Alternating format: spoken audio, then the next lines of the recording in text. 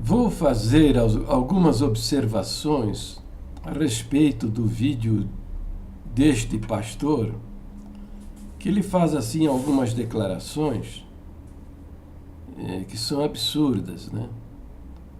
E se propõe a ensinar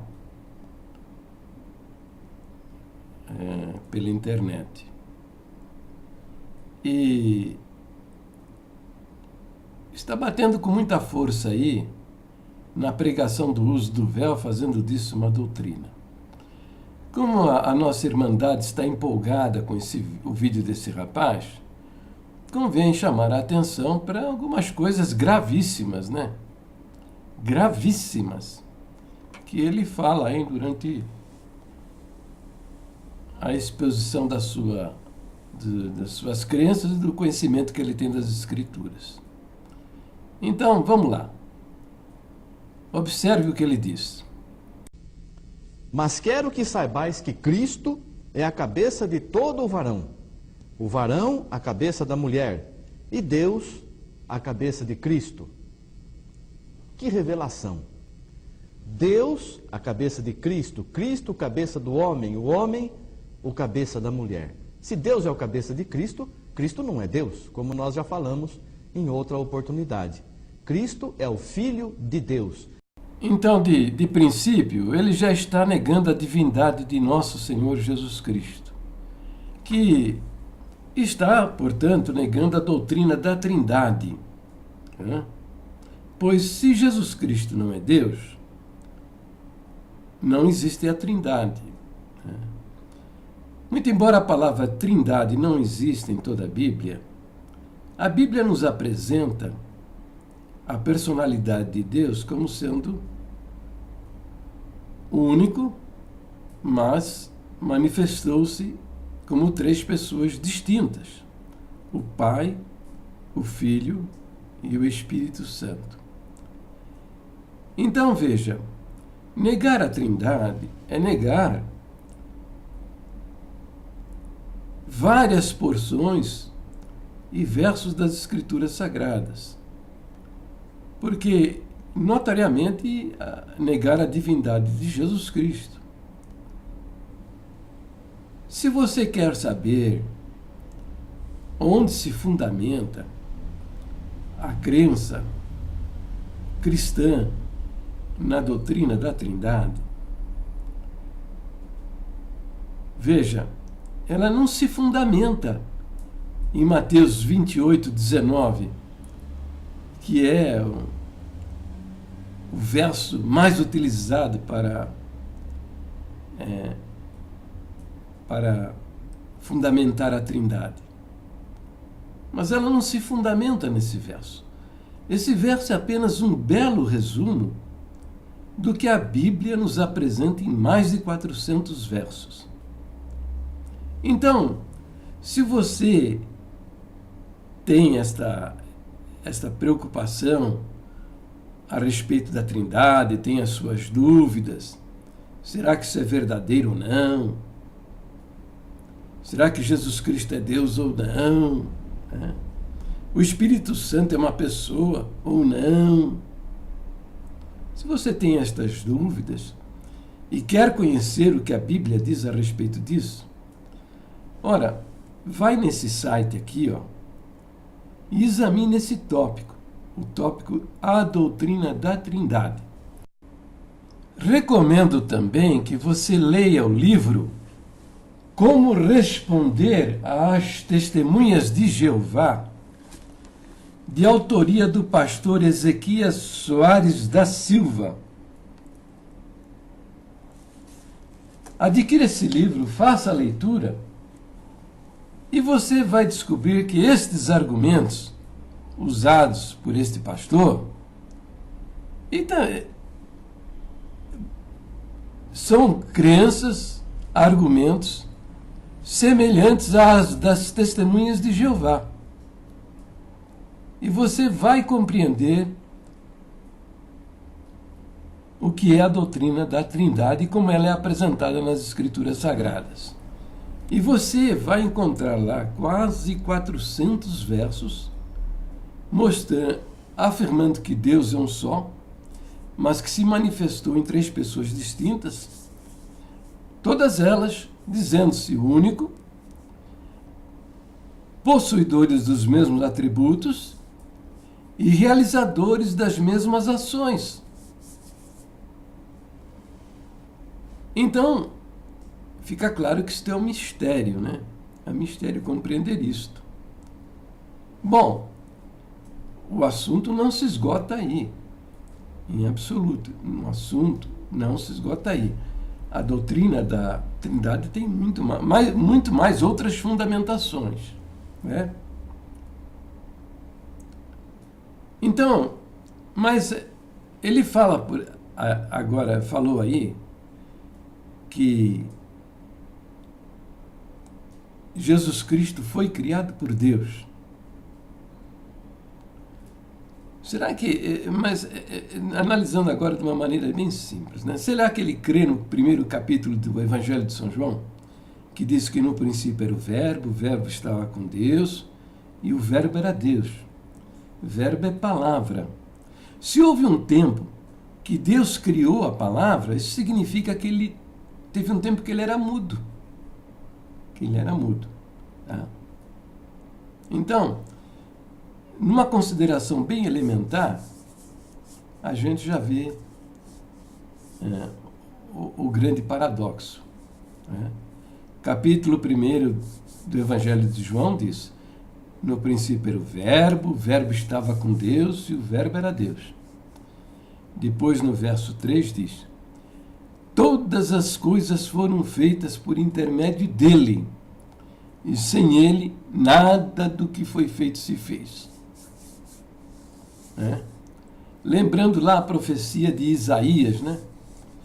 Que diz: uma criança nos nasceu, um filho se nos deu, e o seu nome será Deus Forte, Pai da Eternidade. Não é verdade? Está lá. E no verso 14 do primeiro capítulo de João diz que o Verbo se fez carne e habitou entre nós. Então, o primeiro capítulo de João mostra nos faz saber claramente que Jesus Cristo veio de dentro de Deus. Muito bem. Agora, veja esta fala deste pastor. Observe. Em Cristo habitou a plenitude de Deus, a primeira criação de Deus. Observe agora o que ele diz, que em Cristo habitou a plenitude da divindade. Então, eu gostaria que ele informasse quando foi que em Cristo habitou a plenitude da divindade. Porque ele está usando o verbo no passado. Habitou. E eu gostaria de que ele me explicasse agora se ele crê na ressurreição, se Jesus está na glória de Deus. E como é que ele está lá? Vazio? É simplesmente um homem? Eu gostaria que ele esclarecesse para nós essas coisas. Ele está dizendo que habitou no passado a plenitude da divindade. E se nesse passado aí ele era Deus? E agora qual é a situação em que ele se encontra? Gostaria de saber. Outra coisa também, ele está dizendo que em Jesus Cristo habitou, quer dizer, no passado. Mas a Escritura não ensina isso. As Escrituras nos ensinam que em Jesus Cristo habita, presente do indicativo, habita a plenitude da divindade.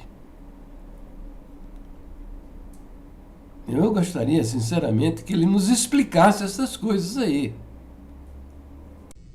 Deus, a cabeça de Cristo, Cristo, cabeça do homem, o homem, o cabeça da mulher. Se Deus é o cabeça de Cristo, Cristo não é Deus.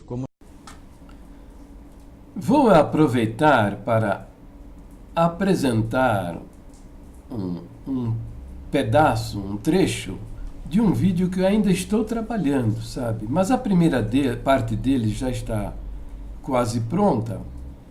Então eu vou apresentar esta primeira parte para refutar as afirmações desse nosso querido irmão e pastor evangélico. Veja, Gideão, aqui neste tópico, faz uma porção de perguntas. Né? De fato, ele não acredita na doutrina da Trindade. Como o nosso ministério, né?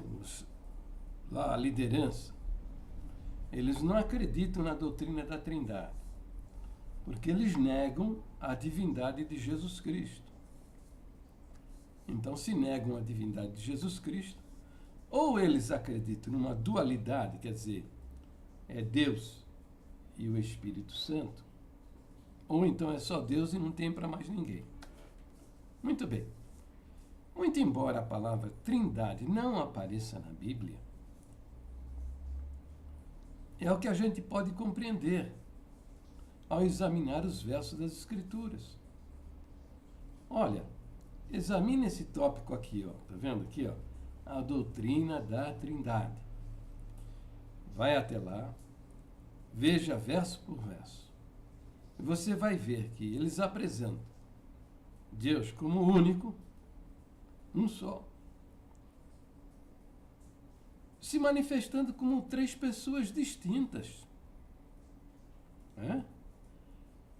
Pai, Filho e Espírito Santo. Todos eles dizendo-se únicos, declarando-se o Deus Criador de todas as coisas, o Deus verdadeiro, responsáveis pelas mesmas ações, apresentando os mesmos atributos. Então, isso é o que significa a doutrina da Trindade, que está definida no nosso segundo ponto de doutrina, que diz: nós cremos que há um só Deus, vivente, verdadeiro, eterno e de infinito poder, Criador de todas as coisas, em cuja unidade há três pessoas distintas: o Pai, o Filho e o Espírito Santo. Então, esta é a nossa doutrina. A doutrina da Trindade. A grande dificuldade das pessoas em aceitarem a doutrina da Trindade reside na pessoa de Jesus Cristo. Porque negam, não conseguem compreender como pode um Deus criador de todas as coisas, sem ter fome. Como pode um Deus sentir sede? Como é possível que Deus se sinta cansado? Como explicar que Deus sinta aflição? Como explicar, entender que Deus se sinta desamparado?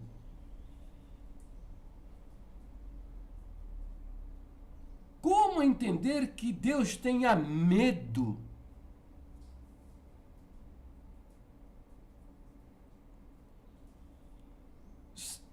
É isso que nós encontramos no testemunho de Jesus Cristo, na leitura dos evangelhos.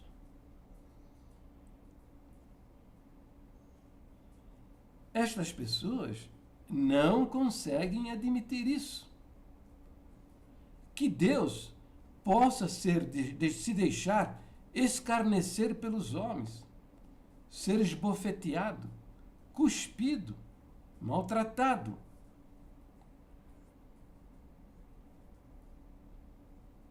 É o homem natural. Mas isto é não compreender a maneira como Deus nos apresenta a humanidade e a divindade de Jesus Cristo. Eu vou apresentar agora 3 versos que estão em Filipenses, capítulo 2, versículos 6, 7 e 8.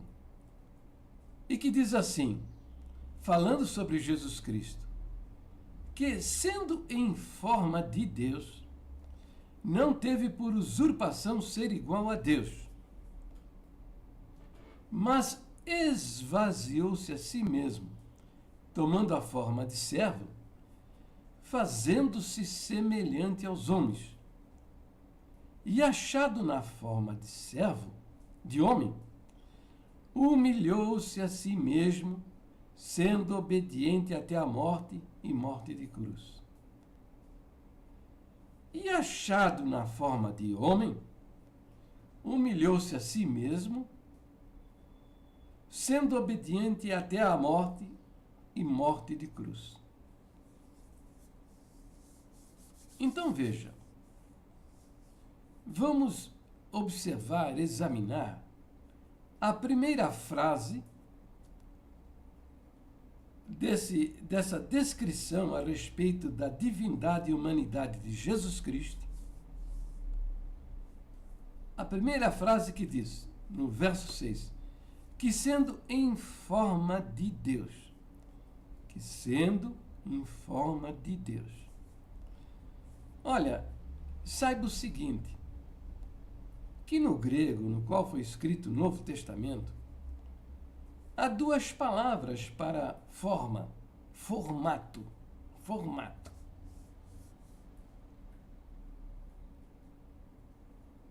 Morfê e esquema. Morfê significa a forma interior, o formato interior. E esquema significa a forma, o formato exterior, aquilo que você pode ver. Então nós encontramos a palavra forma, morfê, ou forma interior, no verso 6 e no verso 7. No verso 6 diz que ele é a forma de Deus, a forma interior de Deus. E no verso 7 diz que ele tomou a forma interior de um servo. Isso é da nossa doutrina e se encontra no 3º ponto de doutrina a respeito da divindade e da humanidade de Jesus Cristo, que diz lá que ele tinha 2 naturezas, a natureza divina e a natureza humana. Então vamos ver essa primeira frase, que sendo em forma de Deus. Bom, essa versão que eu estou lendo aqui, usando agora, é Almeida Fiel, corrigida e fiel.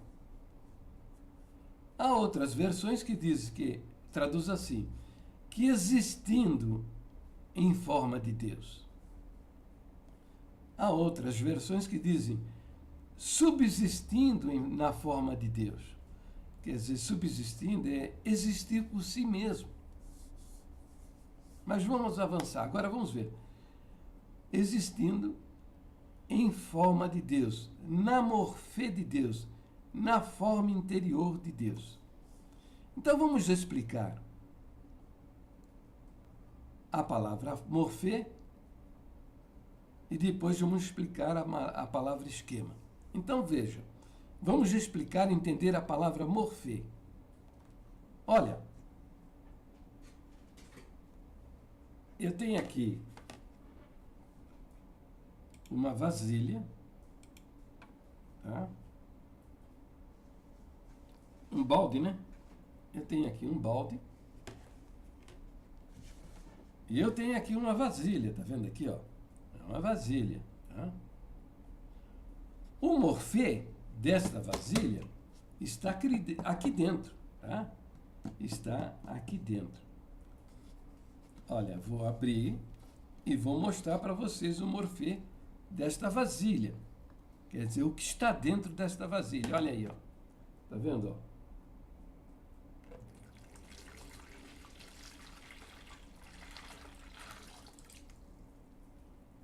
Viu? O que caiu aqui no balde era o morfê desta vasilha. Tá vendo? Veja o que aconteceu com a vasilha. Ó. Ela ficou oca. Tem nada, ó. Por quê? O morfê dela está aqui dentro, ó. É a água. Você entendeu o significado da palavra morfê? Morfê é o conteúdo, é a essência, é o que está dentro. Entendeu? Agora vamos entender a palavra esquema, que significa forma também, tá? Só que essa forma é a forma exterior, é aquela que você pode ver, entendeu? É aquela que você pode ver. É o que você está vendo aqui, ó. Tá vendo? É uma vasilha de plástico, cor azul. Tem um rótulo aqui, ó. Detergente de P. Entendeu? Mas está vazia. Agora observa o seguinte. Essa vasilha vazia cumpriu sua finalidade? Não. Ela está sem o seu conteúdo. É oca. Entendeu? Então reflita. Reflita. O verso está dizendo que, sendo em forma de Deus, que Jesus Cristo, na eternidade, né? Veja, entenda, Jesus é um nome. O anjo diz: e porás nesta criança o nome de Jesus, porque ele salvará o seu povo dos seus pecados. Então, foram instruções ditas pelo anjo. E Cristo é um título. Reis, sacerdotes receberam o título de Cristo. Cristo no grego, né? No hebraico é Messias. Essa é a mesma palavra. Messias, Cristo, é a mesma palavra. Significa ungido.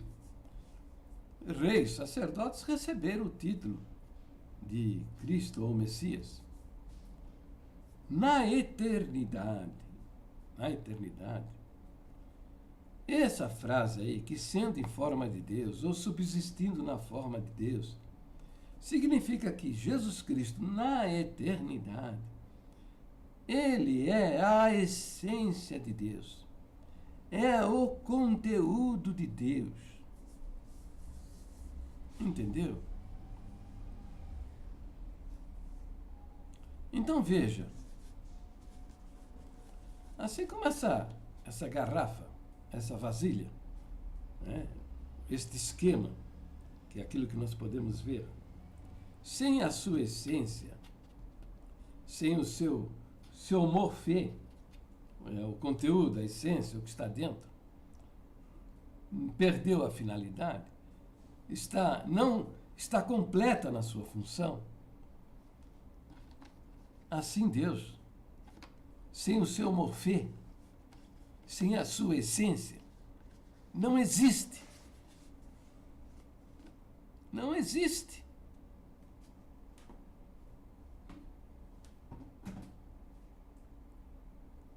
Agora, reflita o seguinte: nós fomos criados à imagem e semelhança de Deus. Eu sou criado à semelhança de Deus. Deus lá diz no primeiro livro de Gênesis: façamos, pois, o homem à nossa imagem e semelhança. Ora, então eu tenho um morfê também. Eu tenho um esquema. Qual é meu esquema? É esse que você está vendo aí. É o que as pessoas podem ver quando olham para mim. 2 orelhas, nariz, 2 olhos, boca. Né? Esse é o meu esquema. Agora, o meu morfê, qual é o meu morfê? É o que está dentro de mim. Eu tenho uma alma e um espírito.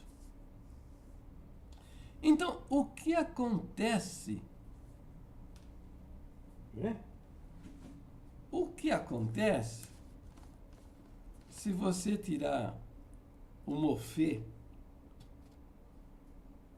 do meu esquema? Se você tirar de mim o meu espírito, a minha alma, eu vou virar um cadáver. Eu serei um morto. Entendeu?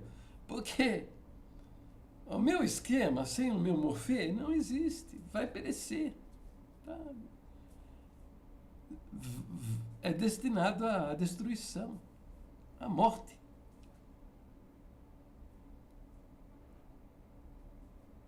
Com isso eu estou querendo dizer que o morfê de Deus,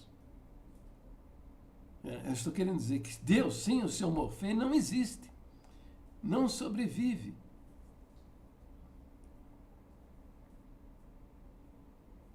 Isso é seríssimo, sabe? Agora, veja, o outro verso. Diz assim, ó, que ele, subsistindo, ou existindo, ou sendo na forma de Deus, não teve por usurpação ser igual a Deus. Aqui, essa palavra usurpar é requerer, você requerer para si uma coisa que você não tenha direito.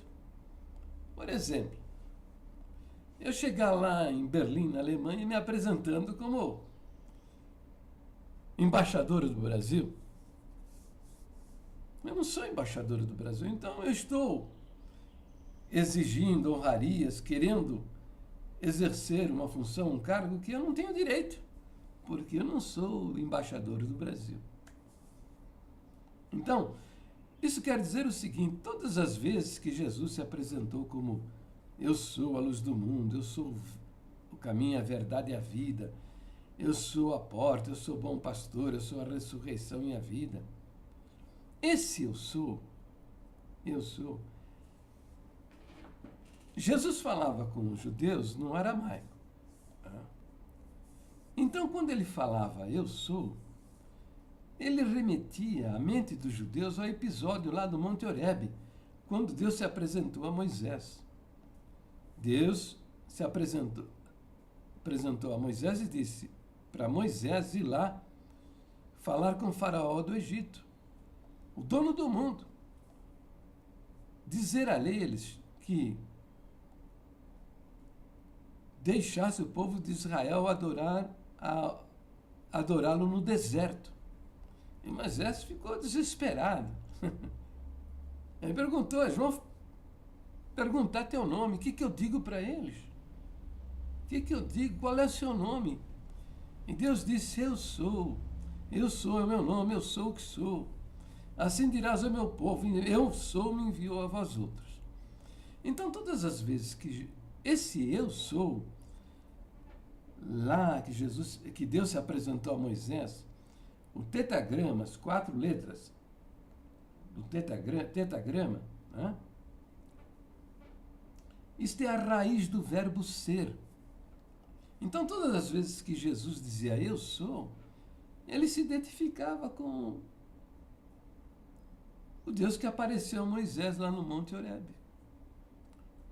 E os judeus, eles ficavam indignados, queriam matar Jesus a pedradas, porque eles matavam as pessoas, condenavam as pessoas à morte, pelo cometimento de 5 tipos de pecados: o adúltero, o homossexual, o filho desobediente, o falso profeta e o blasfemador. E na cabeça deles, Jesus estava blasfemando. Estava blasfemando, porque estava se apresentando como o próprio Deus. Prova disso é você leia lá no capítulo 10 do Evangelho de João, onde Jesus pergunta aos judeus: tenho feito muitas boas obras no meio de vós, por qual delas vocês querem me apedrejar? E eles responderam: não queremos te apedrejar por coisas boas que você tenha feito em nosso meio, mas porque você, sendo homem, se faz igual a Deus. Igual a Deus. Veja, eles não usaram a palavra semelhante a Deus. Eles usaram a palavra igual a Deus. Quer dizer, igual. Mesmo tamanho, mesma forma, mesma consistência, mesma cor, mesmo peso. É tudo igual. Ele foi morto, condenado à morte lá pelo tribunal eclesiástico, lá, o sumo sacerdote.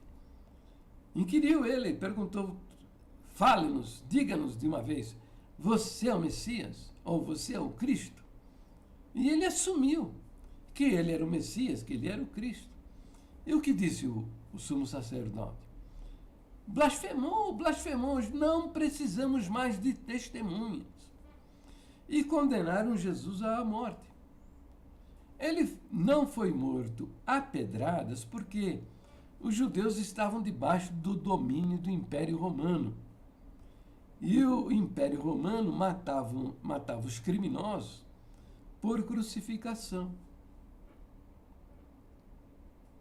Entendeu? Então veja, Jesus está dito aí em Filipenses capítulo 2, que sendo em forma de Deus, todas as vezes que ele se apresentava como Deus, isto não era uma usurpação. Por quê? Porque de fato ele é o Deus verdadeiro, o Deus encarnado. É o que você consegue entender lá no Evangelho de João, no capítulo 1. No princípio era o Verbo estava com Deus, o Verbo era Deus. E o Verbo se fez carne e habitou entre nós.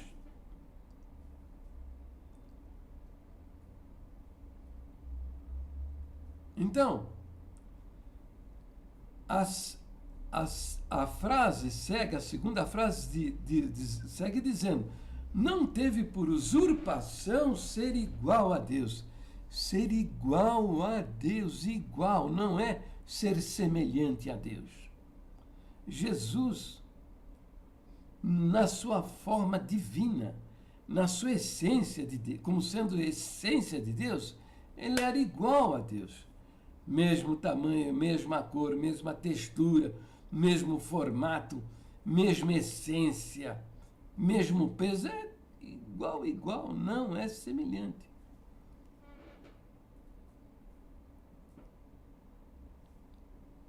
Compreendeu? Então,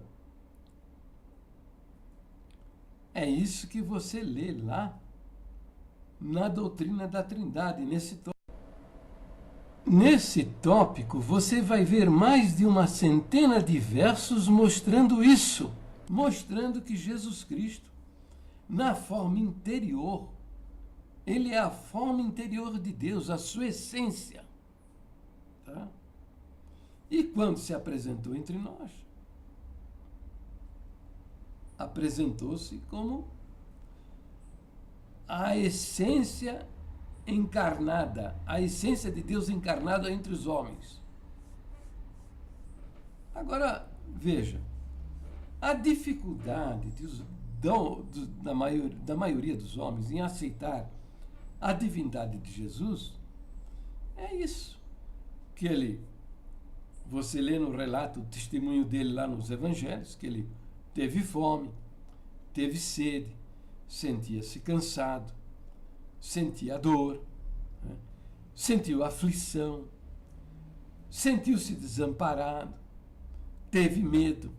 Os homens escarneceram dele, esbofetearam-no, cuspiram nele, puseram-lhe uma cruz de espinho e o crucificaram na cruz. Por que fizeram isso? A outra frase diz: mas esvaziou-se a si mesmo. O que é esse esvaziar-se a si mesmo? Qual o significado disso? Ora, isso é maravilhoso demais. Mas foi o que Jesus Cristo, Deus, fez. Ele, de uma maneira maravilhosa, abandonou, deixou de exercer os seus atributos divinos de onisciência, onipotência, onipresença, santidade absoluta. Por quê?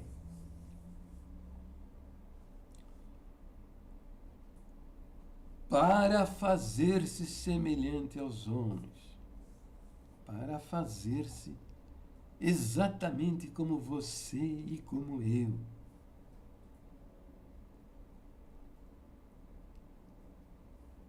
Por quê esse esvaziamento de Deus? Porque Ele quer que nós sigamos os seus passos.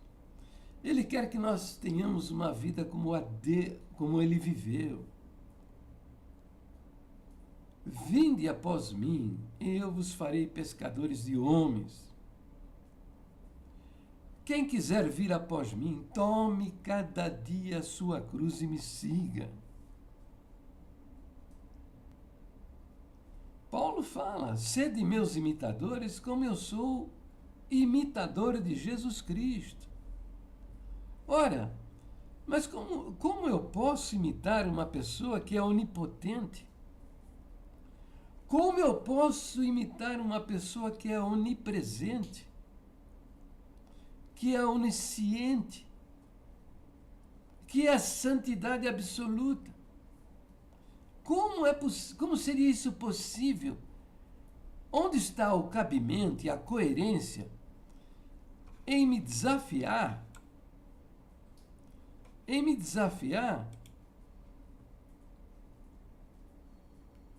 Se eu não tenho esses atributos e estas capacidades?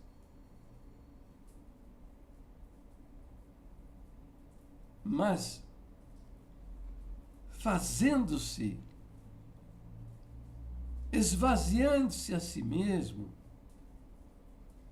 e fazendo-se como nós, sujeito às mesmas fraquezas, às mesmas frustrações,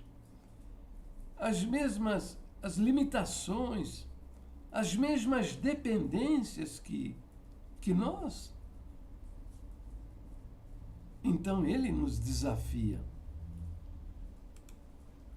Ele nos desafia a segui-lo. E imitá-lo. Vivendo na dependência do Espírito Santo. Foi isso que Ele fez. Veja, o Espírito Santo o levou ao deserto para ser tentado. Ele venceu todas as coisas porque viveu na total dependência do Espírito Santo. Veja, esta mão aqui é o Espírito Santo. E esta mão aqui é você. Se você deixar o Espírito Santo governar a sua vida, o que você vai apresentar é amor, alegria, paz, benignidade, bondade, fidelidade, mansidão e domínio próprio.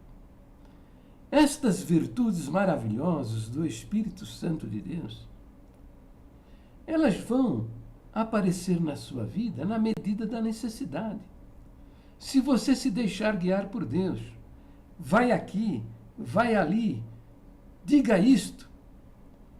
Se você não tomar decisões carnais, mas buscar as decisões vinda do alto, vivendo em humildade e submissão, isto vai acontecer. Se você fizer o contrário, quer dizer, a sua carne abafar o Espírito Santo, o resultado é diferente. O que vai aparecer são as manifestações da carne, que é prostituição, lascívia, idolatria, feitiçaria, inimizade, contenda, porfia, inveja, ciúmes. Por quê? Porque você não permitiu o Espírito de Deus controlar e dirigir a sua vida. Isso é um conflito. O Espírito controlando você e você não se submetendo ao Espírito Santo. Isso é um conflito. Mas se você se consagrar, se submeter, se humilhar, você vai viver uma vida material, uma vida espiritual vitoriosa e triunfante. É para isto que ele te deu exemplo e te mostrou,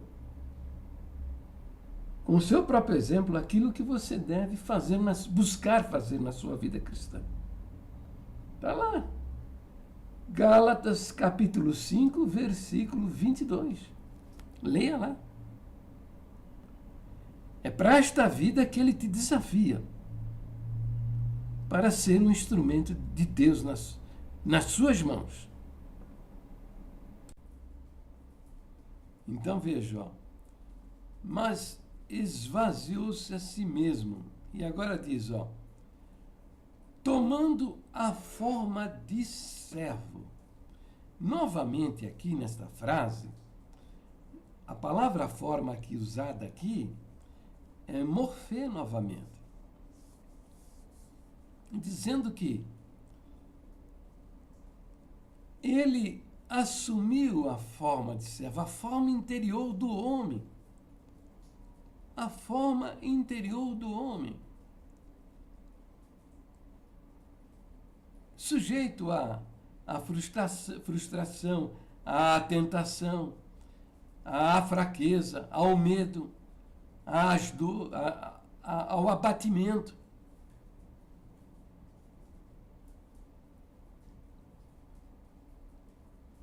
Fazendo-se semelhante aos homens. Olha, aqui veja bem. Jesus ao assumir a forma interior do homem, ele se fez semelhante aos homens, porque é assim que nós somos. É assim que nós somos. Nós temos frustração, nós temos temores, nós temos abatimento, nós sentimos tristeza, nós sentimos alegria. Sentimos-nos derrotados, fracassados. Então, nós vivemos todas estas alternâncias de emoção. Esse é o homem, somos assim. Então, ele se fez semelhante a nós como um homem verdadeiro. É isso que nós encontramos no terceiro ponto de doutrina. O nosso terceiro ponto de doutrina diz o seguinte: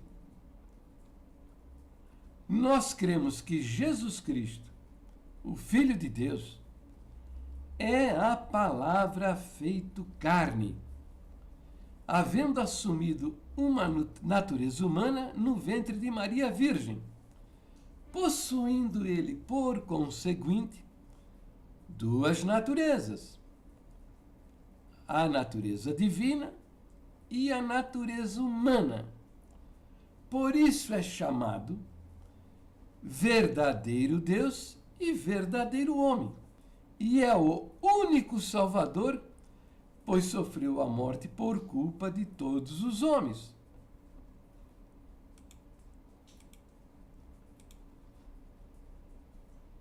Havendo assumido uma natureza humana,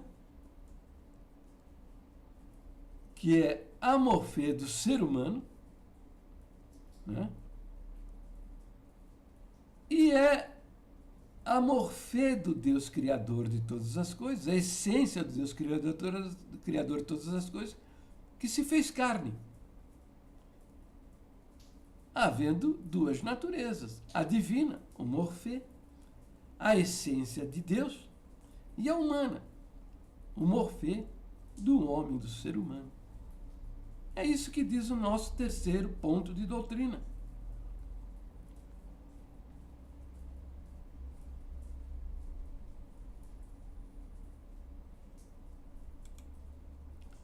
E segue dizendo, ó, o verso 8. E diz assim, ó, a última frase: fazendo-se semelhante aos homens. Então veja, aqui está dizendo que Jesus Cristo, na sua encarnação, ele não se fez igual aos homens. Não se fez igual aos homens. Ele se fez semelhante aos homens. Igual, ele é igual a Deus. Mas aos homens, ele é semelhante aos homens. Então veja, ele não pode ser igual a você, porque você não é igual a mim. Eu não sou o seu igual, eu sou o seu semelhante. E o verso 8 dizendo: e achado na forma de homem. Agora veja bem, novamente aparece aqui a palavra forma. E achado na forma de homem. Só que essa palavra forma já não é morfê.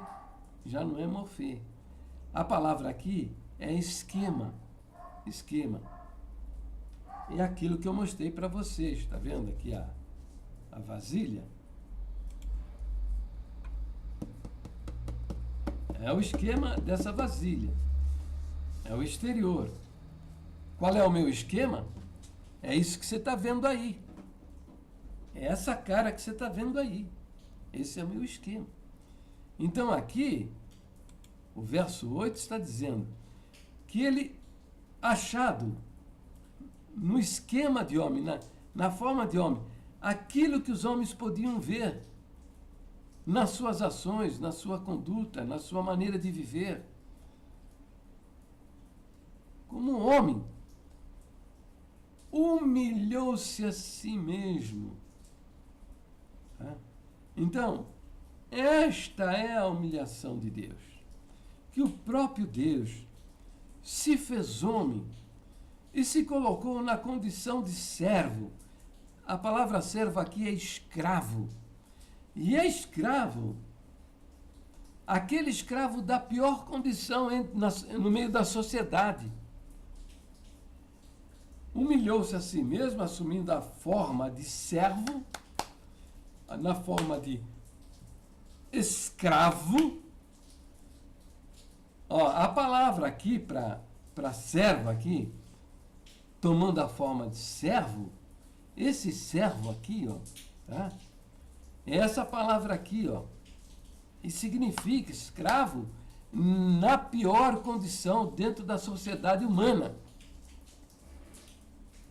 Então, esta é a humilhação de Deus, que humilhou-se a si mesmo, renunciando os seus atributos divinos para sofrer todas as coisas que nós sofremos como seres humanos.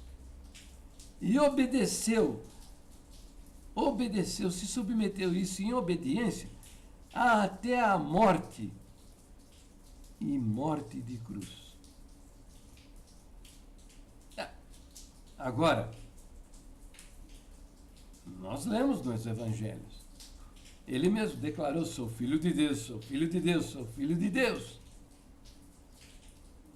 E o máximo que esse nosso ministério acredita a respeito de Jesus é que ele conseguiu ser filho de Deus. Só até aí.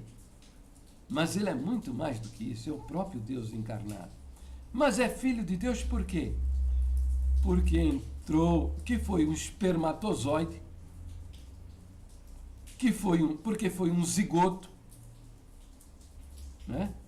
Foi um espermatozoide que fecundou um óvulo de Maria, e foi um zigoto, foi um feto, foi um bebê, foi uma criança e se fez homem entre nós. Para a nossa salvação, era necessário, para satisfazer a justiça divina, era necessário que ele se fizesse, um homem perfeito, E esse homem perfeito só poderia ser o próprio Deus encarnado. Por isso ele veio ao mundo e se fez homem, para cumprir na cruz, satisfazer a justiça divina.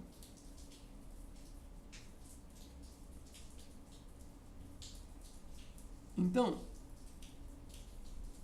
este é o Senhor Jesus, o próprio Deus encarnado.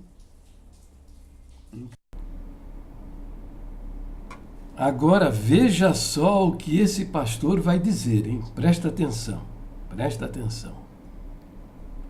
Mas no livro que Jesus Cristo escreveu, está dizendo assim: a mulher tem que cobrir a cabeça com véu. Irmãos, vamos meditar numa coisa. A história do mundo, a história humana, não tem provas nem da existência de Cristo. Não tem prova, irmãos.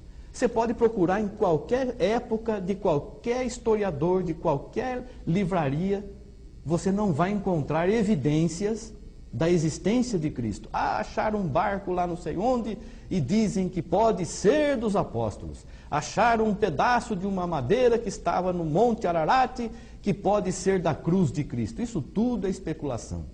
A história não prova que Cristo existiu. Recomendo esse nosso querido pastor se informar mais, sabe? Procurar se informar.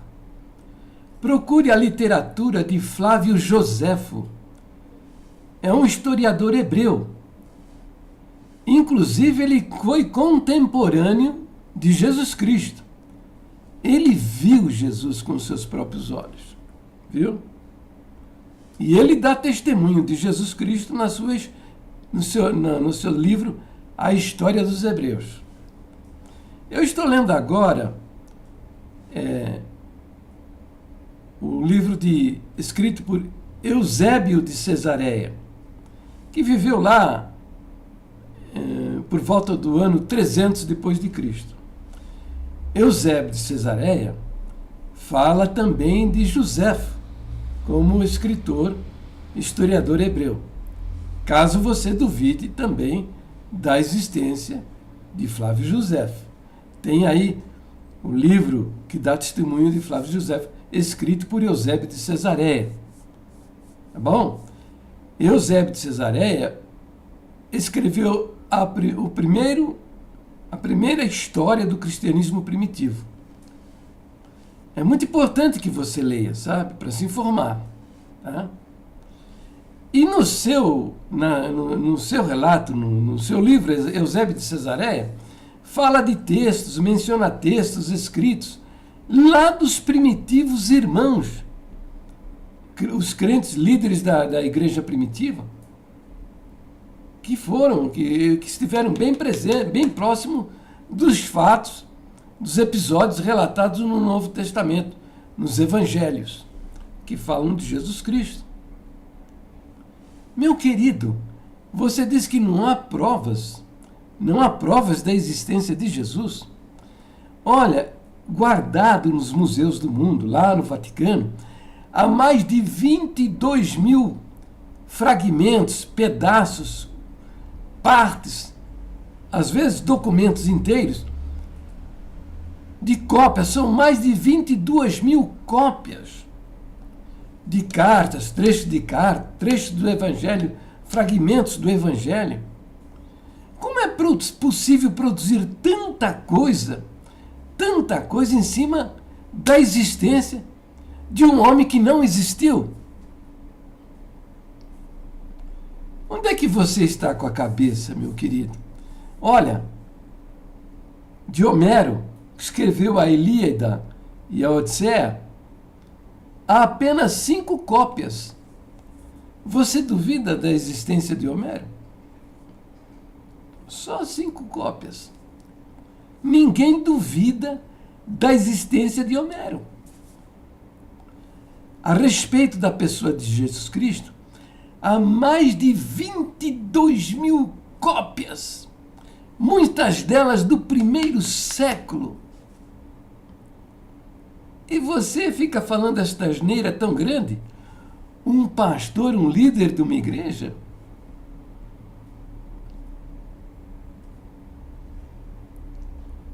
Caramba, hein? O cristianismo dos nossos dias está mal, muito mal mesmo.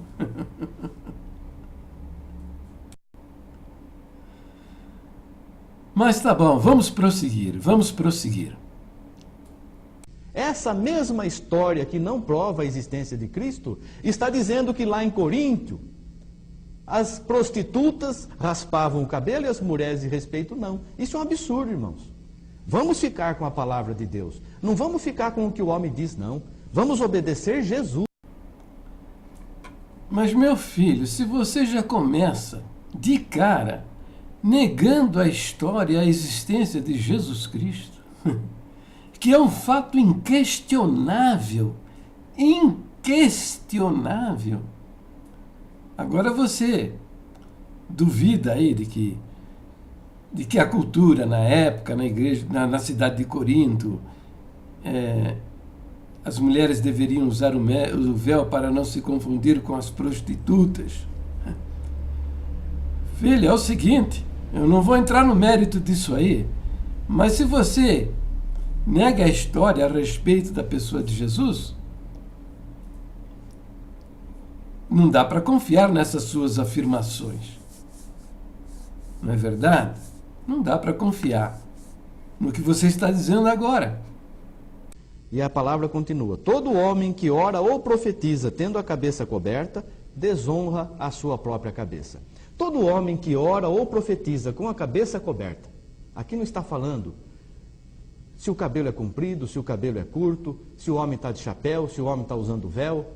Aqui está dizendo que, de alguma forma, se o homem cobrir a sua cabeça, ele desonra a sua própria cabeça. Ô, meu querido, a congregação também tem as mesmas... Neste aspecto aí, também está crendo exatamente como você. Faz do texto lá de Coríntios, a doutrina do véu. Né? Tá? E como você mesmo está falando que o homem não pode ter a cabeça coberta, né, para honrar a Deus, eles também fizeram a doutrina do chapéu.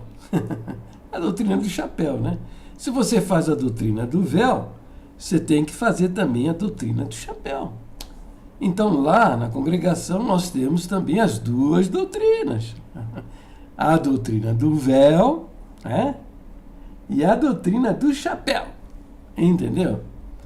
Então, veja, agora eu vou provar a você que isso é usos e costumes. Veja, eu não estou condenando o uso do véu. Quem quiser usar o véu, que use o véu, entendeu? Foi costume, é da tradição da igreja primitiva. A igreja usou o véu durante séculos, entendeu? Mas isso não faça isso uma doutrina bíblica. Por quê? Porque de fato não é, usos e costumes. Você fala aí que Paulo mandou. Se fosse realmente tão importante assim o uso do véu, estaria em todas as cartas. Mas o único lugar onde nós lemos recomendação a respeito do véu é nesse capítulo de Coríntios. Só, mais nada. Entende? Então, isso aí é base insuficiente para fazer doutrina. As doutrinas bíblicas têm forte fundamentação bíblica. Elas não devem ser construídas com versos solitários, como é o caso desse verso aí. Só aí existem, em lugar nenhum você encontra. Você não deve fazer doutrina com versos contraditórios, como é o caso, logo para frente você vê que o véu, o cabelo foi dado em lugar do véu. Isso causa divisão no corpo de Cristo, porque vai ter aqueles crentes que vão dizer que não deve usar o véu, e vai ter aqueles outros que vão dizer, não, tem que usar o véu. Isso causa confusão. Então não se deve fazer doutrinas com versos contraditórios, com versos mal definidos. Entendeu? Agora, você ter o véu no seio da igreja, cultivar isso como prática cristã, como ensinamento, como orientação, até como mandamento, sabe? Eu estou forçando um pouco, sabe? Tudo bem, mas não faça disso uma doutrina.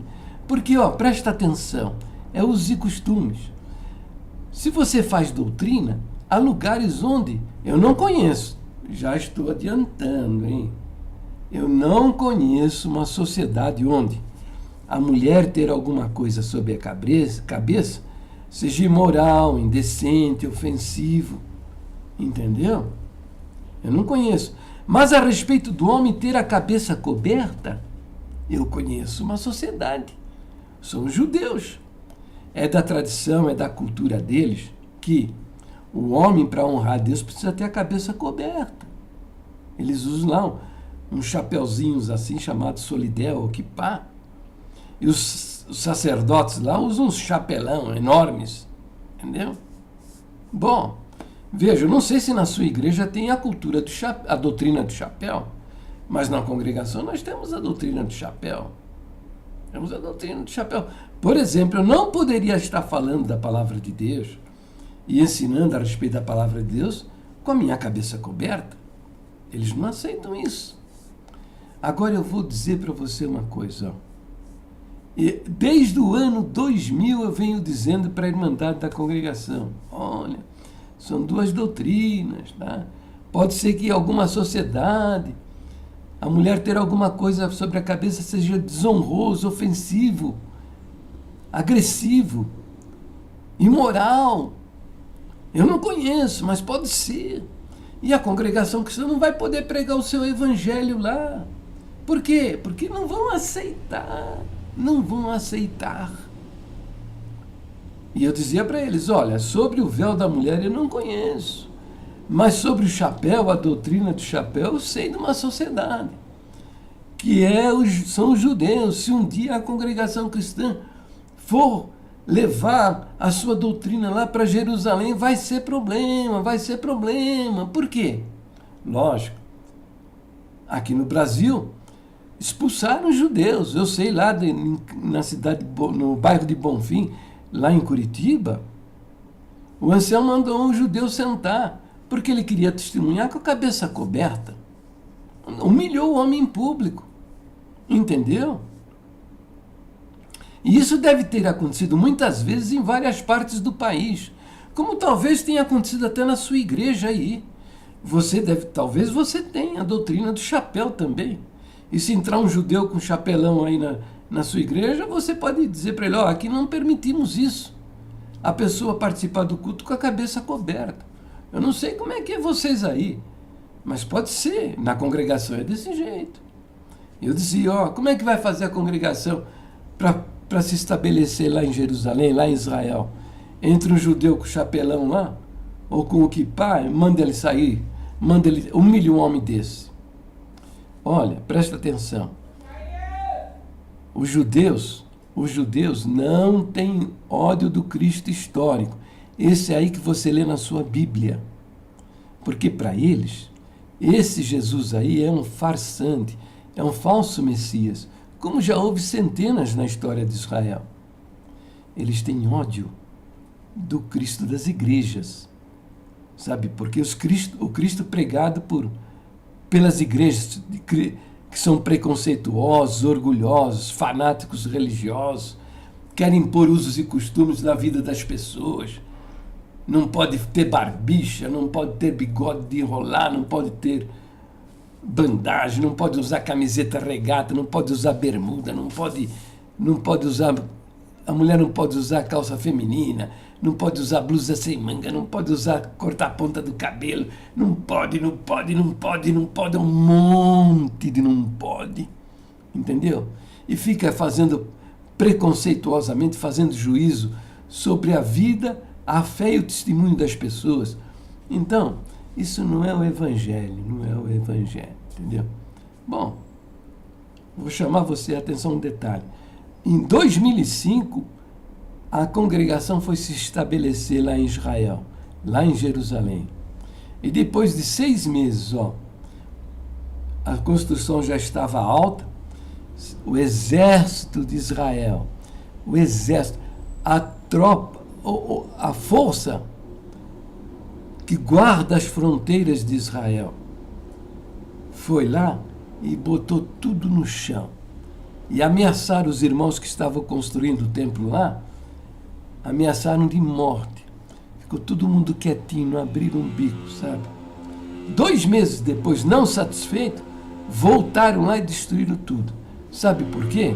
Quer saber por quê? Eu não tenho como provar isso, sabe? Mas quando a congregação quis se estabelecer lá em Jerusalém, imediatamente o Mossad, o Serviço Secreto de Israel, acionou agentes secretos que estão aqui no Brasil para saber quem é a congregação, quem é essa liderança, saber o que eles acreditam, o que eles vão pregar lá em Jerusalém, entendeu? Porque eles têm medo de agentes inimigos infiltrados dentro do país para promover atentados. A melhor maneira de você saber qual é a nossa doutrina, o que acreditamos, é assim filtrar no meio da irmandade, da congregação, assistir culto. Expulsaram lá.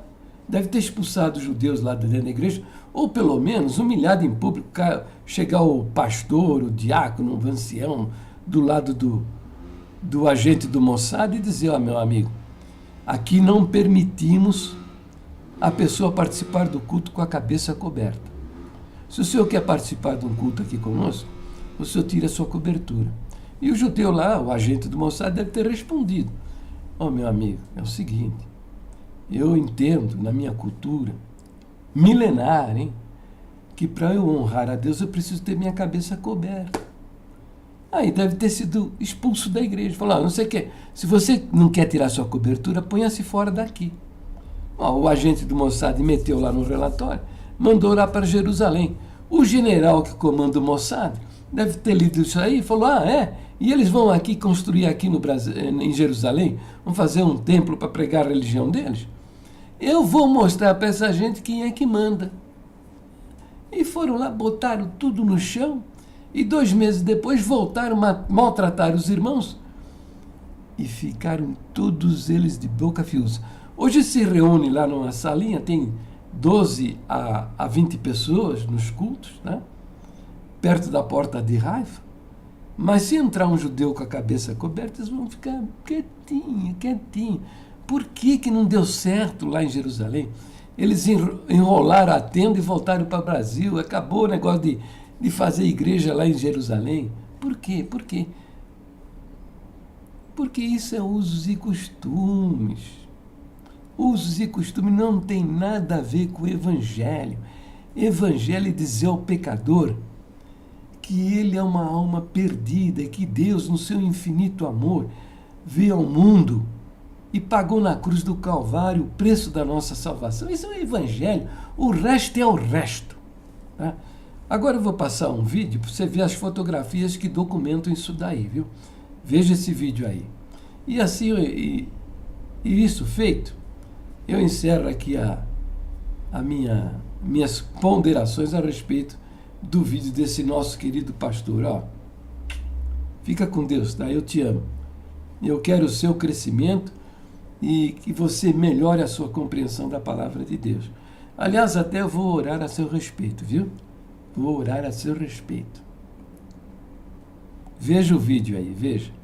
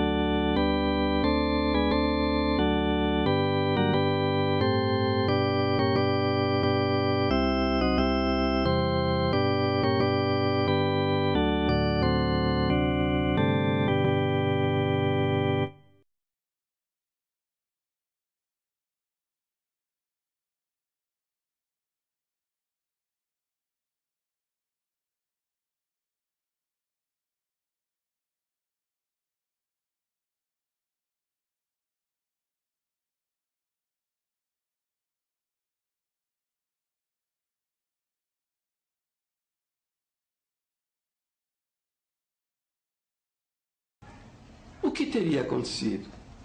É o seguinte, quando a congregação começou os primeiros contatos para se estabelecer lá em Israel,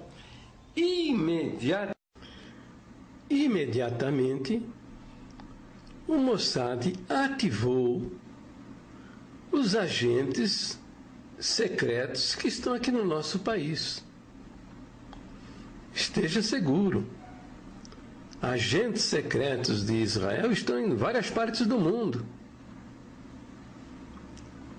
Por causa do estado da situação de exceção que vive esse país, cuja sobrevivência deve-se à permanente vigilância do seu território, para poder defender-se dos seus inimigos. Então, o Mossad agiu no sentido de acionar os seus agentes para saber quem era a congregação cristã do Brasil, o que quer essa gente aqui no nosso país, o que pensam essa gente, quem são estes homens.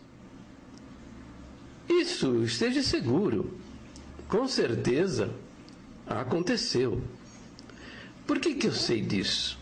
Ora, porque é dessa maneira que funcionam essas coisas. É assim que é feito. Essa é a guerra da informação. Bom, como é que eles vão conhecer a congregação? E o que nós acreditamos, de que maneira nós pensamos, quem são os nossos líderes? É frequentando os nossos cultos.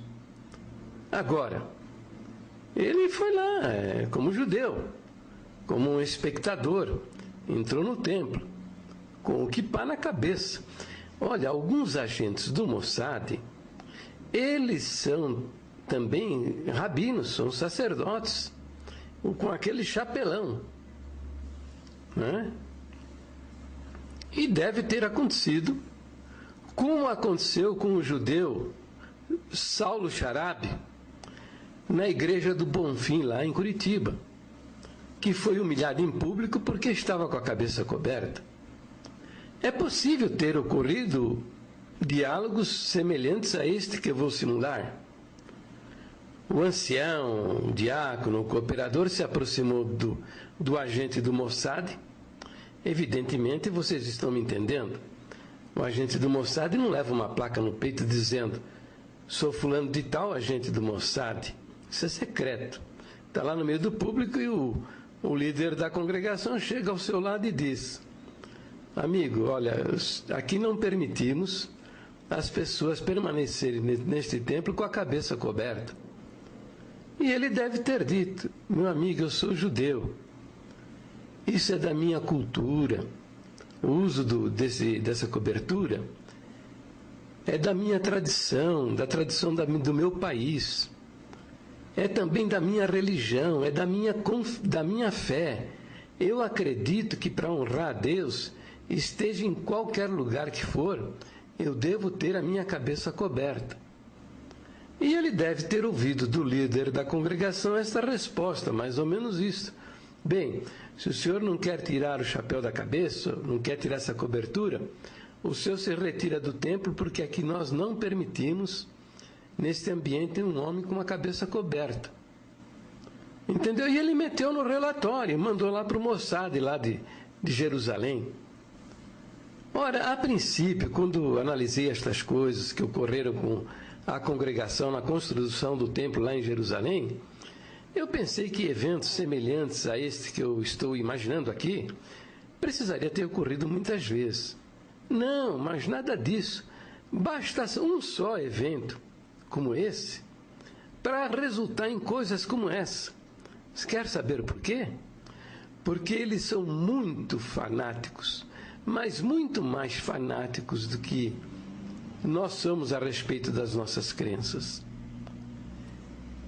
A prova está em que, durante 2000 anos, esta nação viveu sem terra, sem um pedaço de terra para se chamar de seu, de sua pátria, seu lugar. E sobreviveu. 2000 anos espalhado no meio das nações, sendo perseguidos e maltratados. E sobreviveram.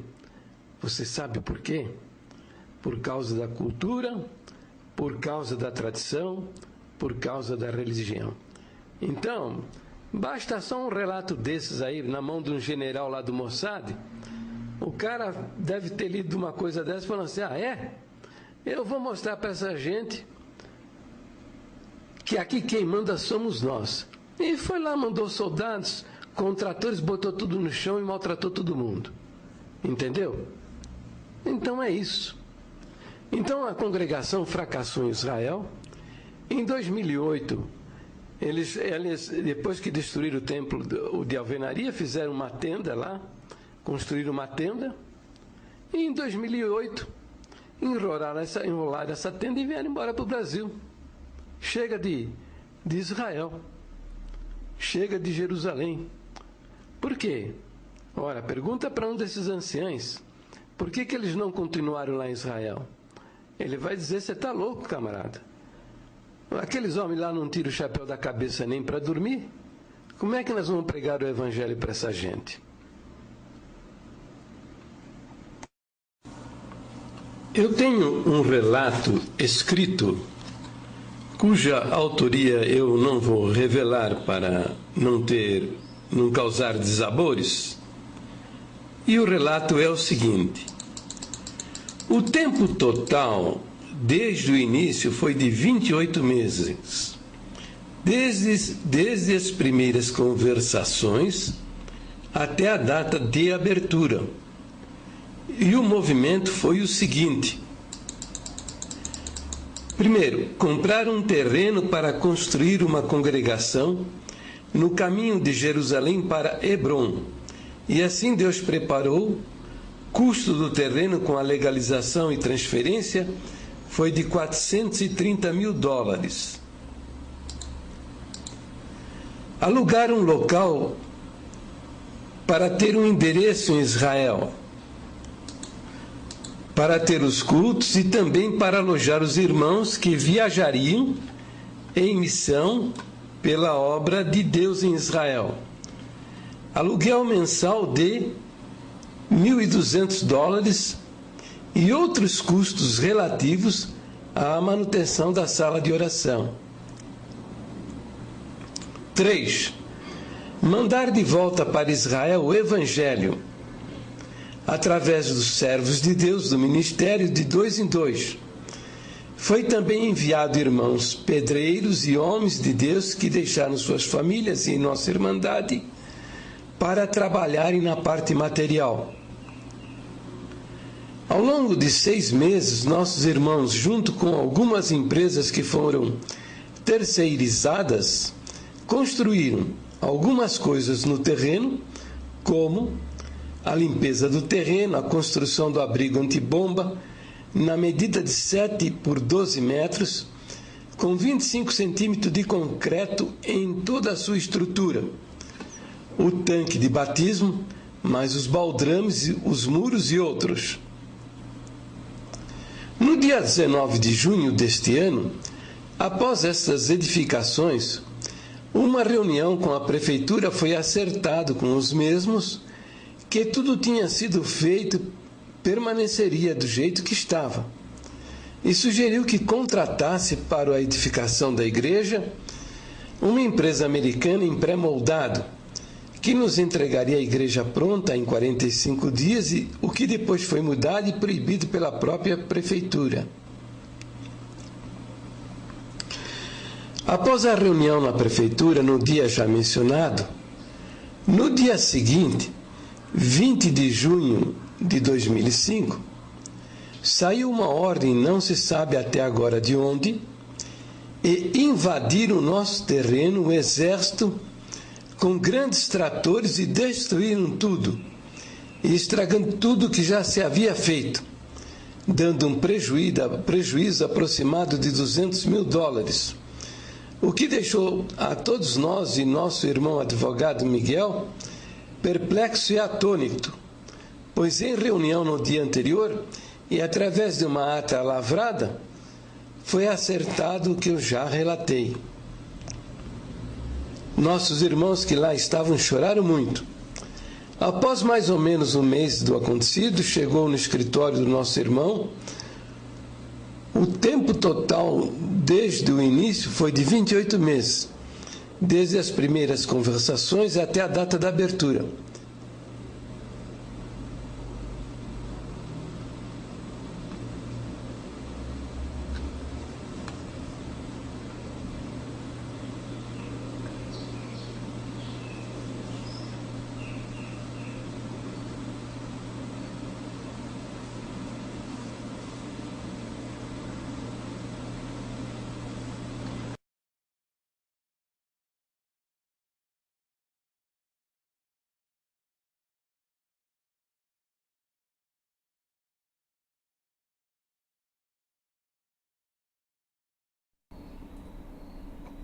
Bom, meu querido pastor, eu fiz este vídeo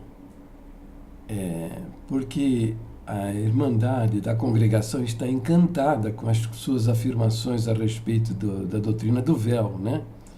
E como eles também estão, o ministério está pregando que Jesus Cristo não é Deus, então isso aí, o seu videozinho aí é um prato cheio para eles, tá? Então eu fiz aí para rebater isso, não em função das coisas que você diz aí, porque realmente as coisas lá, você está pregando lá para a sua igreja, não me diz respeito, né? Mas é porque você está mexendo muito com a congregação que está no Brasil, que é a minha irmandade, e eu tenho preocupação, porque eles estão desviados de suas próprias doutrinas. Então por isso fiz esse vídeo de mais de 1 hora, comentando as coisas que você falou. Mas, de fato, eu não quero nem tenho interesse em debater coisas com você. Mas te dou o direito de resposta. Se você acha que deve responder, discutir comigo esse assunto, tal, contestar. Há um fórum que eu já mencionei lá atrás, um fórum de debates, que é Nas Pegadas do Mestre Jesus, onde você vai ter ampla possibilidade, sabe? Eles vão gostar do que você vai dizer. Fique sabendo disso, eles vão gostar muito. Porque o que você vai falar lá é mais ou menos o que todos eles acreditam, entendeu? Lá eu sou o patinho feio, que depois virou cisne. Eu, na glória de Deus, eu vou virar um cisne. Tá? Mas aqui no meio deles eu sou um patinho feio. Sou rejeitado por causa das coisas que eu afirmo. Então, você vai lá, você vai ser bem recebido, eles vão gostar, apoiar as coisas que você vai dizer, ou que você vai escrever. Você vai poder pôr vídeos, pôr fotografias. Você vai poder escrever um livro se você quiser. É um fórum de debate com todos os recursos. Não só recursos audiovisuais, como também de texto. Tem recursos lá que eu não vejo nem no Word, que é o melhor editor do mundo. Eu não vejo. Pode ser que o Word tenha coisas assim, eu não conheço. Então vai lá, me conteste e tal, sem problema, tá? Procure o tópico A Doutrina do Véu. A Doutrina do Véu. Ou então, resposta a um ardoroso defensor da doutrina do véu. Me conteste lá, tal,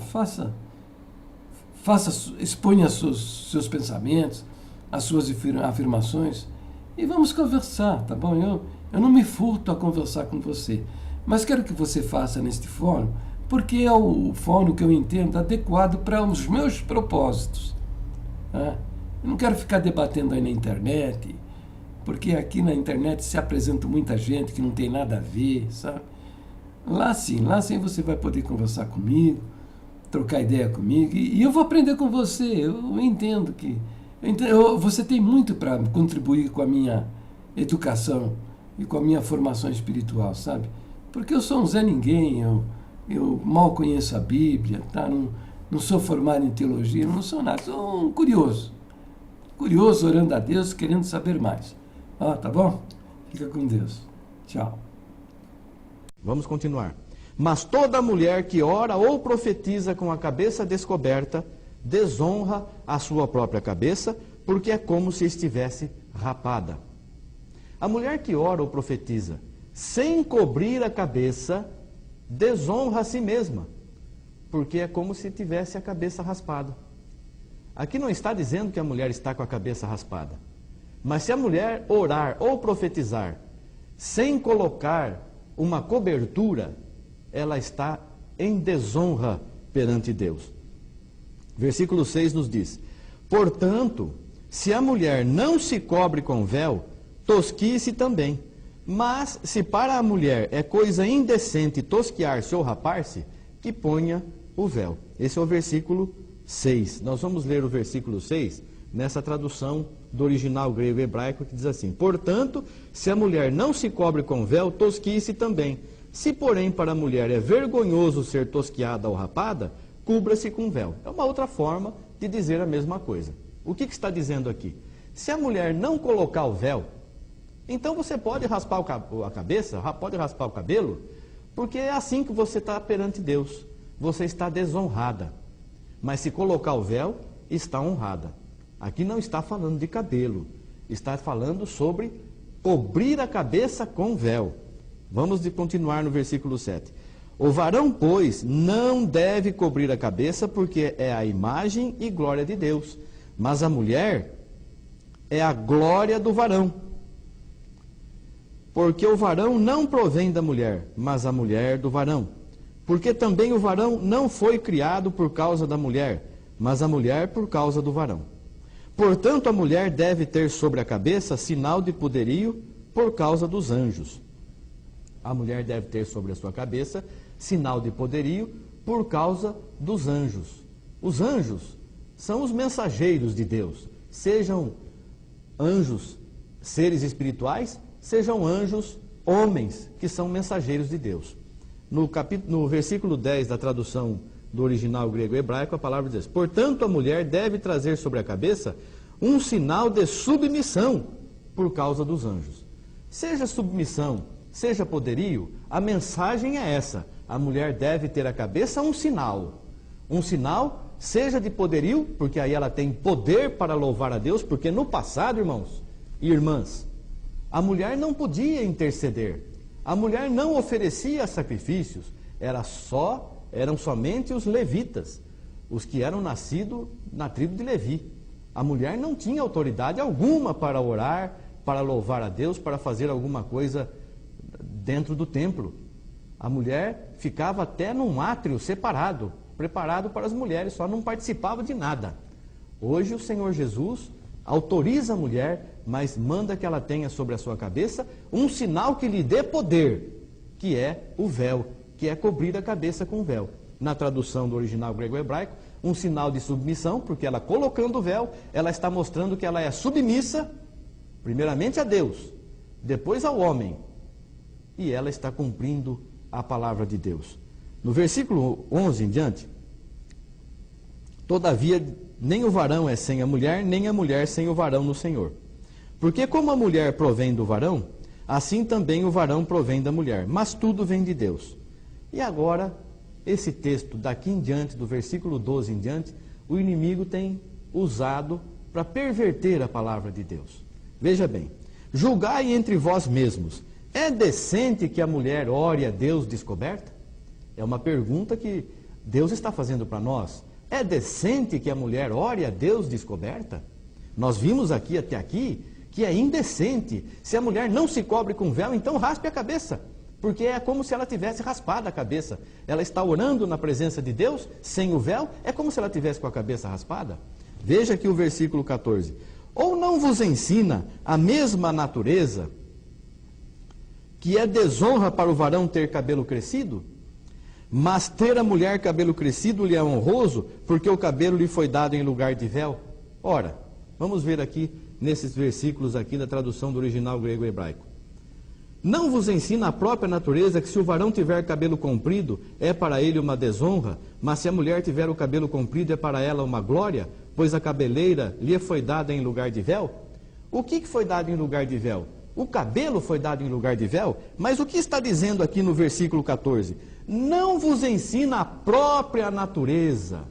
Aqui não é a natureza divina, é a natureza humana. É a natureza humana. Não vos ensina a própria natureza, a natureza, o homem, o ser humano. É natural que o homem tenha o cabelo curto e é natural que a mulher tenha o cabelo crescido, mas o cabelo não é véu. A natureza ensina que a mulher é diferente do homem. A natureza ensina que a mulher tem que ter sobre a sua cabeça um sinal de submissão, um sinal de poder. E esse sinal é o véu. Quando a mulher for orar ou profetizar, ela tem que pôr sobre a sua cabeça o véu. E assim ela estará obedecendo a palavra de Deus. Eu lembro quando eu era criança e eu frequentava a igreja católica, eu ia lá e via as irmãs, muitas com véu preto, outras com véu branco. Eu não entendia o porquê dessa diferença de cor. Posteriormente eu fiquei sabendo o porquê dessa diferença. Mas hoje, dificilmente você vê uma irmã usando véu. É difícil ver uma mulher usando véu. Os varões, os homens, quando estão falando de Deus, principalmente os mais antigos, e vai dar graças a Deus porque vai chover, ou porque choveu, ou porque está recebendo alguma bênção de Deus, rapidamente tira o chapéu da sua cabeça, graças a Deus, porque é uma oração. E ele aprendeu lá no passado, há muitos anos atrás, que o homem não pode ter a cabeça coberta quando estiver na presença de Deus. Por isso que o homem tira o chapéu, por isso que o homem não põe o véu, por isso que o homem não põe túnica, não põe nada na sua cabeça, porque é desonra para o varão. Porque se o cabelo fosse véu, eu ainda tenho véu, porque eu ainda tenho cabelo, embora já em alguma idade, mas graças a Deus está aqui, pela vontade de Deus, mas não é véu. Se eu deixar crescer um pouquinho, eu vou ficar indecente. As pessoas vão dizer, o pastor Eugênio, com uma cabeleira horrível. Por quê? Não precisa ser da igreja para falar isso. Qualquer pessoa do mundo vai dizer isso. Que é indecente um homem ter um cabelo tão comprido assim. Teve uma época que era moda, todo mundo usava. Mas isso é indecente perante Deus, porque a própria natureza diz, a mulher é honroso ter o cabelo crescido. Não é proibido cortar, pode cortar o cabelo. Ela tem que ter o cabelo crescido, diferente do cabelo do homem. E o homem tem que ter o cabelo curto, diferente do cabelo da mulher. Isso é a palavra de Deus, é o ensinamento de Deus. E eu vou pedir para você, minha irmã, você, meu irmão, façam prova de Deus. Deus vela pela sua palavra para cumprir. Você na tua casa, no segredo do teu quarto, irmã, você quando for orar, não precisa contar para todo mundo que vai fazer isso. Você lá no teu quarto, no cantinho teu lá, você pega um pano, dobra o teu joelho, põe na tua cabeça e ore a Deus com a cabeça coberta. E peça para Deus, Senhor, me dá realmente um sinal de que isso é a tua vontade. Você vai ver Deus falar no teu coração, você vai ver Deus presente ao teu lado, você vai sentir o poder de Deus na tua vida. Você não deve se preocupar com o que as pessoas vão dizer. Nossa, mas aquela irmã lá começou a usar véu. O que é isso? Aqui na igreja, na nossa igreja ninguém aceita. Mas você não pode viver a fé dos outros, não. Você tem que viver a tua fé. E se o Espírito Santo está batendo agora no teu coração, na tua vida, ouça a voz do Espírito Santo. Não endureça o teu coração como no tempo da provocação lá no passado, que milhares morreram no deserto. Vamos fazer a vontade de Deus, vamos nos obedecer à palavra de Deus. Aqui está muito claro, muito explicado. O versículo 16 diz assim: mas se alguém quiser ser contencioso, nós não temos tal costume, nem as igrejas de Deus. Nós não vamos ficar contendendo com você. Você faça conforme a tua vontade, mas você ouviu a verdade. Ah, mas tem uma história que lá em Coríntios, onde para quem essa carta foi escrita, havia um porto e as prostitutas raspavam o cabelo para que não houvesse confusão entre a meretriz e a mulher de respeito, e os marinheiros que chegavam, porque era um movimento muito grande, e os marinheiros que chegavam, para não confundir a prostituta com a mulher de respeito, eles procuravam as mulheres que tinham a cabeça raspada, por isso que quando a prostituta se convertia, ela precisava colocar o véu. Isso sabe onde está escrito? Em algum livro aí, que alguém escreveu, mas no livro que Jesus Cristo escreveu, está dizendo assim, a mulher tem que cobrir a cabeça com véu. Irmãos, vamos meditar numa coisa. A história do mundo, a história humana, não tem provas nem da existência de Cristo. Não tem prova, irmãos. Você pode procurar em qualquer época, de qualquer historiador, de qualquer livraria, você não vai encontrar evidências da existência de Cristo. Ah, acharam um barco lá não sei onde e dizem que pode ser dos apóstolos. Acharam um pedaço de uma madeira que estava no Monte Ararat que pode ser da cruz de Cristo. Isso tudo é especulação. A história não prova que Cristo existiu. Essa mesma história que não prova a existência de Cristo está dizendo que lá em Coríntio as prostitutas raspavam o cabelo e as mulheres de respeito não. Isso é um absurdo, irmãos. Vamos ficar com a palavra de Deus. Não vamos ficar com o que o homem diz, não. Vamos obedecer Jesus para sermos abençoados. Faça a prova de Deus, a palavra diz. Cumpra a minha vontade e faça a prova de mim. Lá no Velho Testamento mandava dar o dízimo. Hoje nós vemos que o dízimo não é necessário. Nós temos que cumprir o que Deus colocar no nosso coração, porque nós vivemos por fé. E por fé a irmã vai colocar o véu, para agradar a Deus, não é a mim, não é para entrar para a minha igreja. Eu não morri, não tem igreja.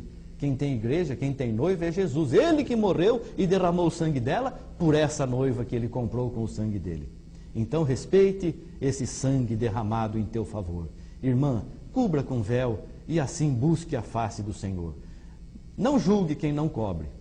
E também não julgue quem não corta o cabelo ou quem desponta o cabelo. Isso tudo é vaidade, assim como é vaidade eu raspar a minha barba, o pastor da tua igreja raspar a barba. É tudo vaidade. Mas no que nós podemos, nós vamos deixando a vaidade de lado. Que Deus te abençoe, que você esteja inteiramente firmado na palavra de Deus e possamos a cada dia fazer a sua santa e bendita vontade para nosso próprio bem, para a nossa bênção e para a bênção de toda a igreja. Orem por mim, estarei orando por todos vocês. E a paz do Senhor Jesus Cristo esteja em cada vida, em cada lar, em cada coração, em nome de Jesus. Amém. Graças a Deus. Obrigado, Senhor.